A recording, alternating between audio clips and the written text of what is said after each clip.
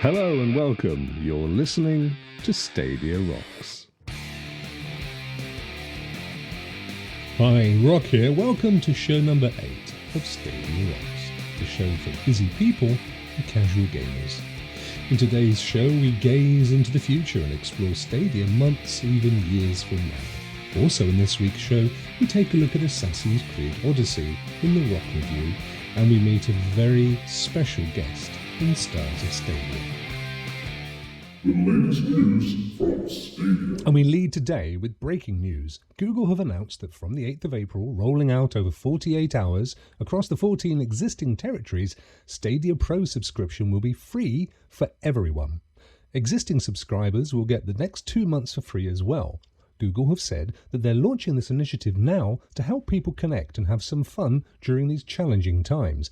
But this also inevitably heralds the release of Stadia Base, albeit not specifically named as such, as any Pro subscriber that cancels automatically reverts to the Free for Life account. Stadia also stated in the press release that 1080p will become the default resolution, helping to release the load on servers at a time when more people are accessing the internet than at any other in history.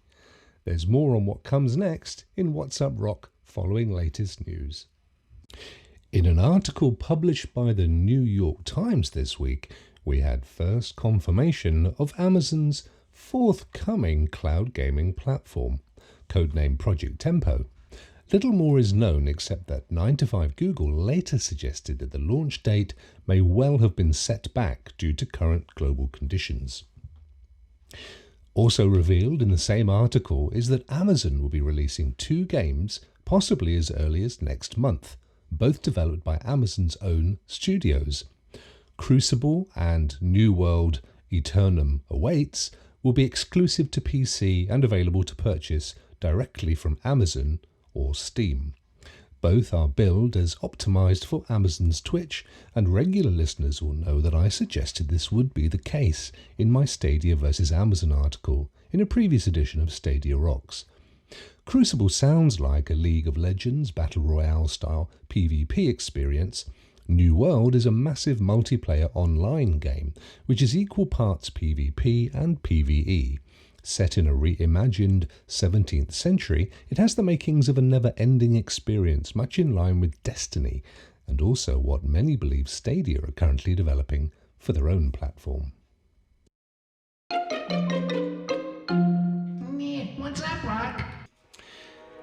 In Stadia Rokks episode 7, we covered the story of Stadia after the public reveal in 2019 and the launch that didn't go as smoothly as hoped. In this final episode, we will consider what the near and distant future could hold for Stadia. To begin our journey into the future, let's take a look at what we already know to look forward to. Here's a list of features that are either already with us or coming in the very near future. Stream Connect. Co-op shared screens and larger numbers of concurrent players on a game server. The screens can be of any size, it's all down to the developer's design choices. State Share, which allows developers to turn in-game waypoints into a web link that people will be able to follow to play from the exact point in the game. The state could also include the loadout for a character, the level of XP achieved, specific bosses, etc. Family Sharing. Once purchased, a game will be available to other designated family members, and although at this point it's unclear whether they will all require a Pro subscription or indeed whether Stadia will roll out a family-wide subscription account. Livestream, which will enable players to stream their play live to YouTube and manage the connection from within the Stadia app. This can be public or private, by choice, which means that players can even store their entire game playing experience for later retrieval, if only for personal enjoyment. Crowdplay will allow players to join in another player's game that they are publicly streaming, perhaps via livestream. The watching player is added to a lobby where the streaming player can choose who to play with or allow play on a rotational basis. Trial play. game developers will be able to offer trial play of their games simply by adding a Play Now button to a YouTube trailer video, enabling people to sample the game for themselves for a set period of time. There has also been talk of other amazing features, such as the ability to harness hundreds of server blades or server-based PCs together to create massively powerful games that allow literally thousands of concurrent players in a single game, and other incredible scenarios. This points the way to what many believe will be Stadia's first self-developed AAA title, an always-on, massive multiplayer experience that will showcase features never seen before in gaming. So that is what we can look forward to in the near future, but what about a little further out? The one thing we've never seen from Google Stadia is a roadmap. We've learned of some of the exciting features that the platform will be able to deliver, and we've learned that they're developing their own titles. But Google's longer-term plans for Stadia have remained strictly locked behind closed doors. To be fair, even with a published roadmap, in these turbulent times things change rapidly, and this certainly applies to release dates. Another point worth noting is the competitive landscape. Although there have been cloud gaming experiments for some years now, the serious contenders are fresh in, with most yet to go public. Google was the first of these to launch publicly, but soon they will not have the landscape to themselves, and this may or may not affect their future plans. Certainly, it would be impossible to imagine that Amazon launching in the months to come with a highly attractive proposition wouldn't have an impact on how Stadia is marketed or its future plans. What we need to do, though, is take a look at some of the clues that have been dropped along the way in order to lead us to a logical conclusion of what future Stadia looks like. We know, for example, from keynotes delivered by partner developers at the GDC conference in 2019, that Google has its eye very much on the potential market of the billions of, in their words, non-gamers in the world. There is also a massive market of ex-players who enjoyed gaming at some point in their life but abandoned it because of education, work or family commitments, but would dearly love to rediscover it if it wasn't for the financial or time commitments needed. Stadia has the potential to be perfect for them, with no need for expensive hardware, lightning-fast game loading times, etc. But the cost of games remains a prohibitor, especially if financial constraints is the biggest concern.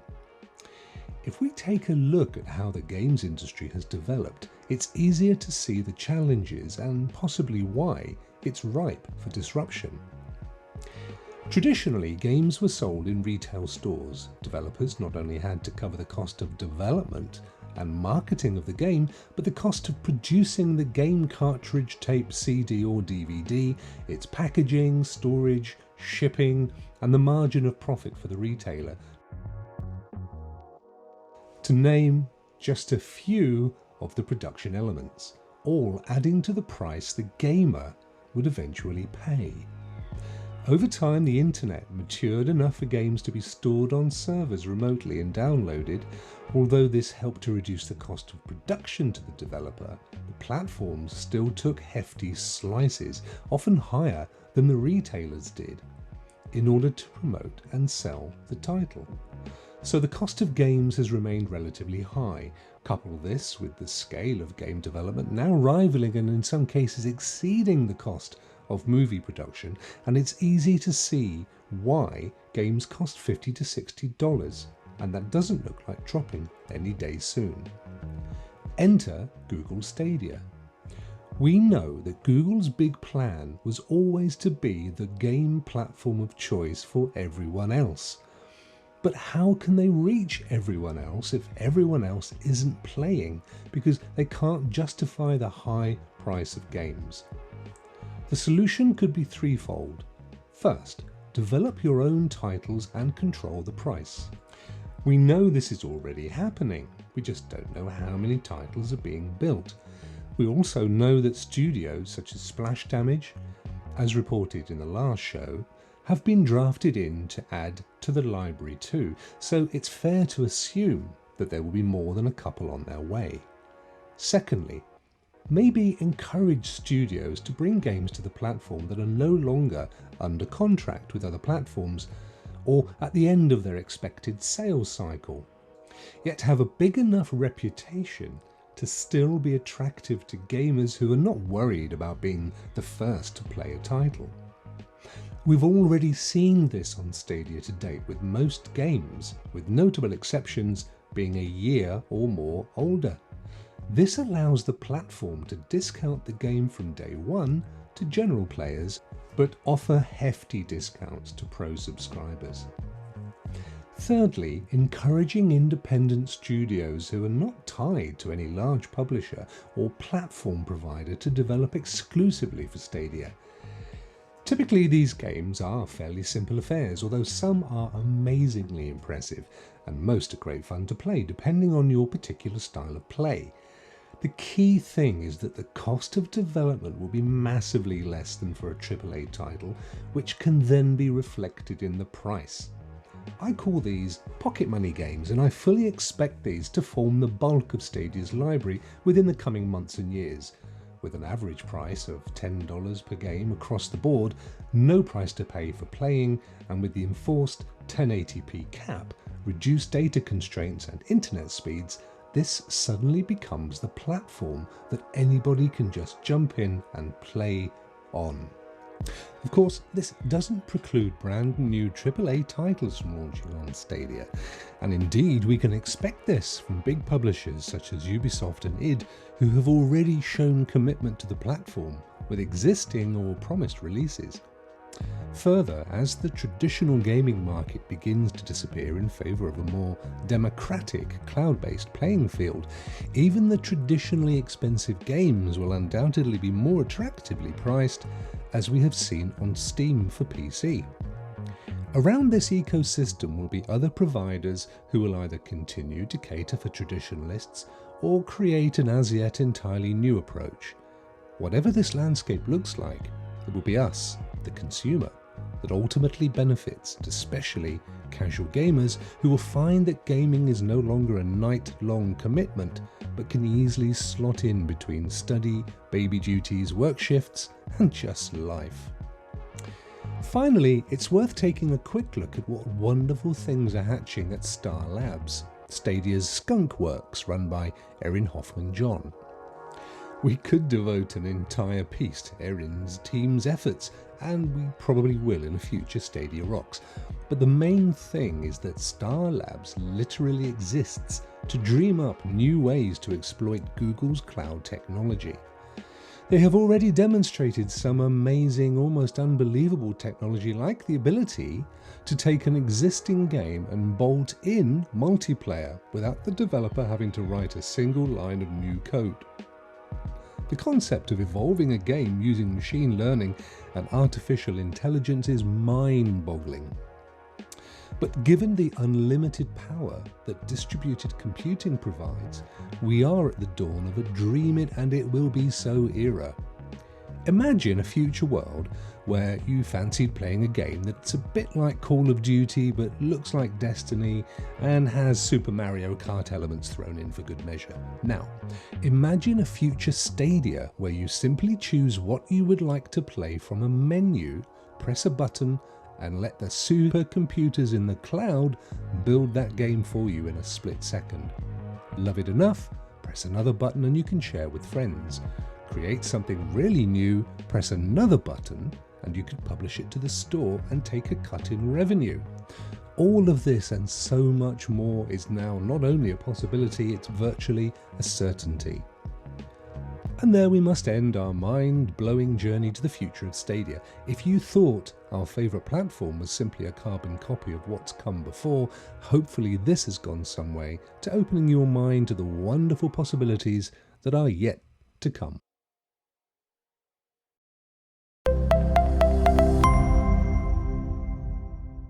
This week's Rokk Review game is Assassin's Creed Odyssey from Ubisoft.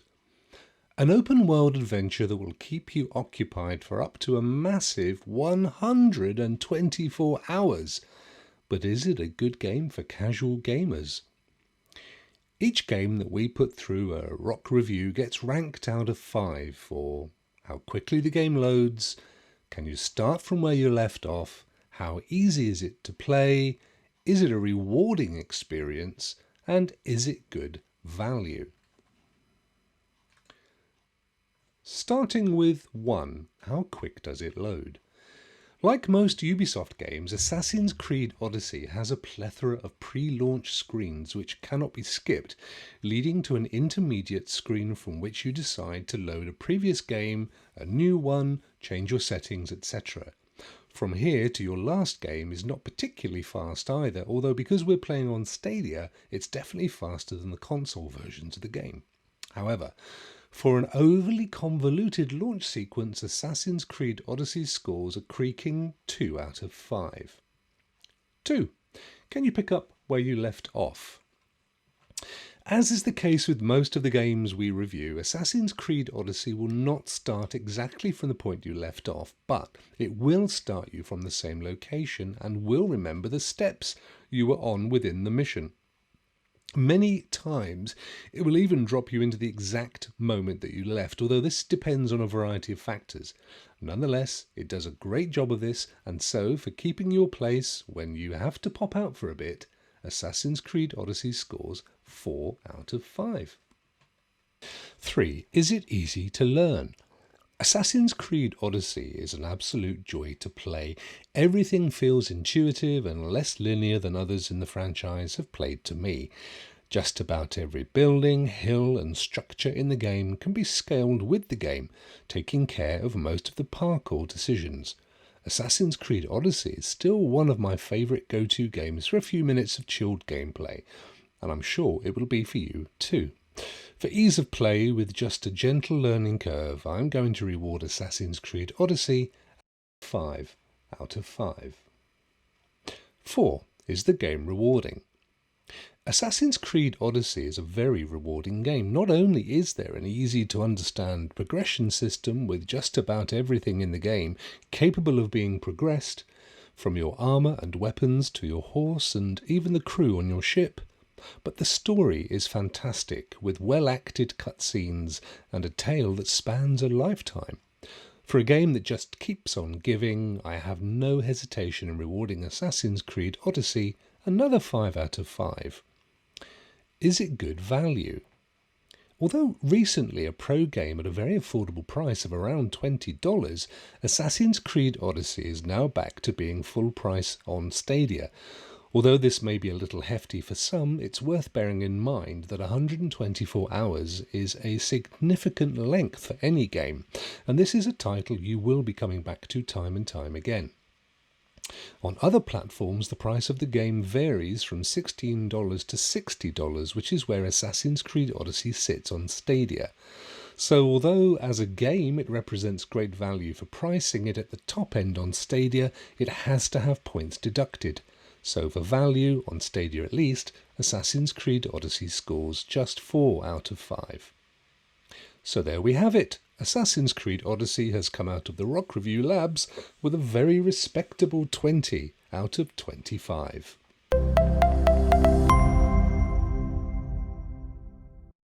In this week's TipTop, following the launch of the free Stadia Pro trial, we look at how you can claim yours.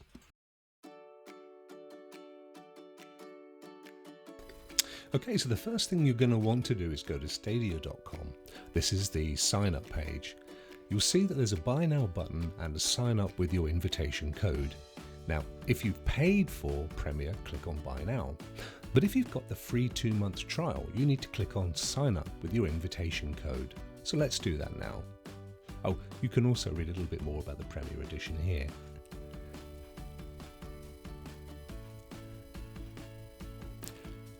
You'll need to choose a valid Gmail address, and it can't be a corporate account. Now, at this point, you would enter your invite code if you had been given one from some other source, but we're going to click on confirm because we're using the 2 months free trial. Have a quick read of the terms and conditions, they're fairly simple. Accept those and click Next. At this point, you're going to want to choose an avatar for your character. You don't have an option to upload your own photo yet, sadly, but there are some quite quirky and fun images that you can choose. And you can also choose a different one in the future at any point.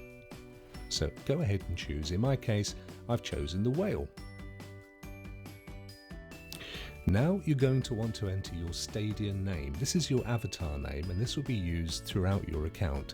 You can change this in the future, but it probably isn't a good idea, and you will need to contact Stadia to do that.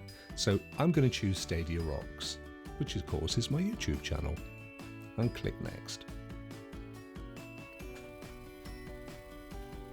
And there we are. All we have to do, if we're happy with everything, is confirm. You've then got to make some choices as far as your privacy and security settings are concerned. I'd recommend just reading through each option, but they're all fairly straightforward, and your choices are basically that you choose your friends, nobody, or everybody. I'm going to choose everybody because, hey, what the heck.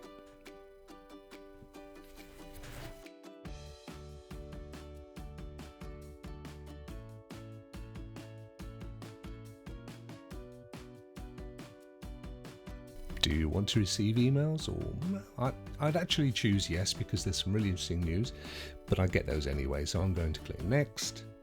And then very finally, we start our trial. Note that it's for 2 months, the free trial, but you can cancel at any point before this and you will revert to a free account. I'll explain what that means in a second. Now, unfortunately, you do need to enter some form of payment. However, no money is taken. This is purely to validate that you are real, and at any point between the signing up date and the 2-month trial you can cancel. It's a very simple process. Now, if you do cancel, it's important to note that any games that you've claimed for free, and we'll go through that process in a second, will no longer be in your account. Any saves or progress that you've achieved, though, will be kept for you and archived. So at any point in the future, if you wanted to resume your Pro subscription, then all you have to do is go back in, start that again, and you'll be able to play the games with all your original progress still in place. However, if you buy a game, at any point that's yours, irrespective of whether you continue with the Pro subscription or cancel. So that's worth noting. And there are some really good fair price games starting from around £10 and going up. And because you've got a 2 months Pro subscription, you'll also get all of the discounts. So look out for those, because there can be significant discounts on the more expensive games. Okay, well that's opened the account. Now all we have to do is get our games. You'll see that it says you're a Pro subscriber, and of course that's for 2 months, so we'll click and get our games. This will now launch us into, in this case, the Chrome web browser, and we're seeing straight away the current list of Stadia Pro games available. Now these are games that are essentially given for free every month to a Pro subscriber.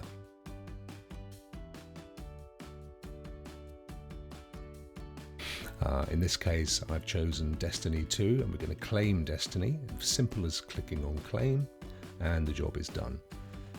At this moment in time, there's 9 games to claim for free, and Stadia releases between 1 and 3 games per month, always on the first of the month, which of course is something to look forward to. Now, to claim more games, just go back up to Store. Here you'll find the current library of games available, those that you can claim for free under your subscription, and of course those to purchase. Once again, claim, and it goes straight to your library ready for you to play.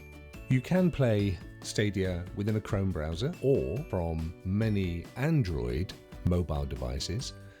Unfortunately, at this moment in time, that doesn't include any iOS devices.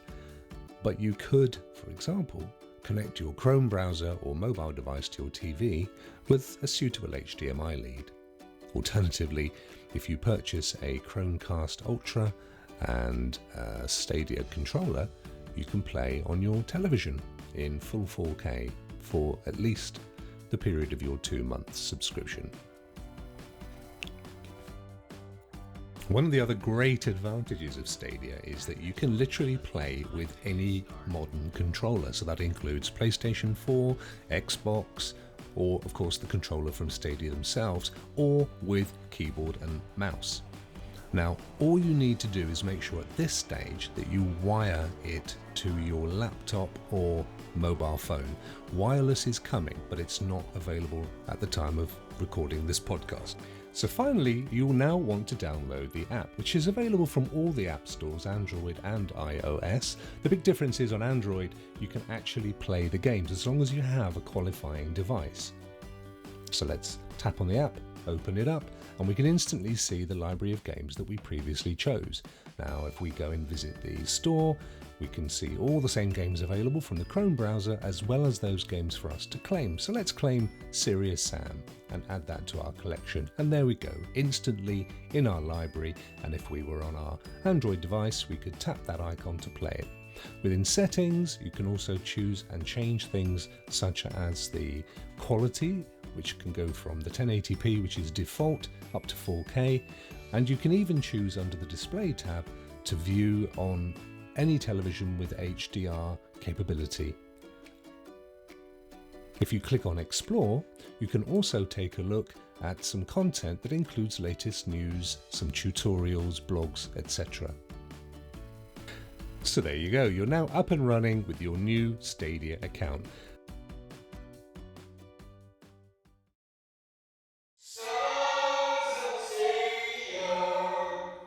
It's time once again to look beyond the cloud at the stars of Stadia. Who is our guest today? Thank you, Rokk, for having me on. Hello, folks. My name is Brian. I run the Club Stadia channel here on YouTube. And me personally, well, here's a little bit about me. Right now, I am missing the hell out of baseball. I'm missing getting haircuts. And, well, fortunately, this kind of works out in this environment. I love video games. And me personally, I've been playing them since, I don't know, I was like 3 or 4 years old. Sega Genesis, through and through, growing up. Of course, Super Nintendo was in there too, but you know, at the same time, I've been playing video games my whole life. It's been the one constant for me for all this time, and I love it so much that I have begun to cover it in ways that I didn't think were possible, and I am glad to be here with you fine folks today. Hi, Brian. Thanks for joining us. What attracted you to Stadia? What attracted me to Google Stadia? Well, one of my favorite consoles came out this generation in a long time, known as the Nintendo Switch. And what the Switch does, if you are unfamiliar somehow, it allows you to pretty much play any game you have portably on a big screen, wherever you feel like it, really. And for me, Google Stadia does that, but in a much, much better way. In fact, that you can play it not on just your TV, you can play it on your phone, you can play it on your computer, you can play it on your laptop, you can play it on your tablet. It is so darn flexible that is just amazing to have. And the fact that you can play all these big titles and do it at the best fidelity possible without plunking down all this money on hardware, that's what attracted me to it. So it was a combination of so many things. And what do you think you're most well known for in the Stadia community? What am I most well known for in the Stadia community? Well, I don't do anything out of the ordinary just yet, but I guess the one thing people can probably point at me and say is, that's the guy that did the Mortal Kombat tournament. And I did that during the Stadia Super Saturday event. It's a 24-hour event hosted by Stadia Source. And I was only about 2 weeks into this community, and they're like, hey, would you mind doing something for us during that event? I'm like, sure, I don't know what, but let's come up with something. So Mortal Kombat's been, you know, kind of just like Sonic for me has been one of the constants in my life. Do I suck at Mortal Kombat? Sure, but here's the thing.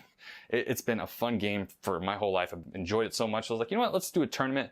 I'll commentate. I'll do the easy thing. Let everyone else take care of the hard part. And I would say that's probably what I'm most well known for up to this point. Maybe we'll get into a little more after that. What would you say you're most proud of being involved with since covering Stadia? What am I most proud of since covering Stadia? It has to be the community aspect of it, because I've never been a part of a community that has just grown so quickly and has just become so neighborly. I haven't felt so close to people I've never actually met before, because everyone's just so nice to each other. Everyone's so mature, and we're all just gamers at heart. So, I mean, we all have that same big thing that, you know, kind of puts us together in that one group. And from there, it spawns into so many different friendships. So I love the community aspect. That's what I'm proud of to be a part of. And I'm also proud that I've been able to get to a point where I'm comfortable asking 5 other people to join me in a podcast known as the Stadia Initiative that is had its first episode last week, and we're looking at having our next one next Friday sometime in the evening area in the Central Standard Time Zone. But I'm so proud of what I've been able to do in just a short amount of time with the community aspect, and just kind of being able to mingle with all these other content creators like yourself, Adam.